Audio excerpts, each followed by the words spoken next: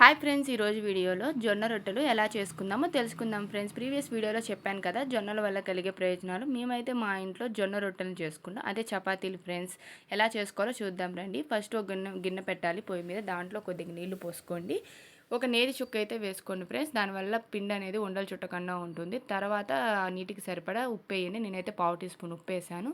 తర్వాత దాంట్లో జొన్న పిండి తీసుకోండి ఫ్రెండ్స్. ఇలా గెరెట్ తీసుకొని దాంతో ఎన్ని స్పూన్లు పడితే ఆ వాటర్కి తగ్గట్టు మీకు ఎంత పిండి కావాలో అంత పిండి, వాటర్కి సరిపడా పిండి వేసి చలివిడి పిండి తిప్పుతాం కదా ఫ్రెండ్స్, అలా తిప్పుకుంటూ ఉండాలి. వేడి మీద ఉంటుంది కదా, గిన్నె పట్టుకొని ఇలా బాగా తిప్పుతూ ఉండాలి. అలా 5 నిమిషాలు పక్కన పెట్టేసేసుకొని తర్వాత ఆ వేడి చల్లారిన తర్వాత పిండిని మన చేతితో బాగా మర్దన చేసి దాన్ని ఇలా రోల్గా చేసుకోవాలి ఫ్రెండ్స్. చూసారు కదా, నేను చూపించాను కదా.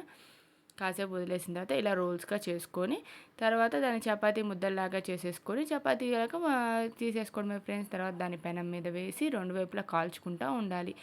దీనికి నేతితో కాల్చుకుంటేనే ఇవి బాగుంటాయి ఫ్రెండ్స్. కాస్త నెయ్యి ఎక్కువే పడుతుంది వీటికి. కాలడం కూడా చాలాసేపు అయితే పడుతుంది.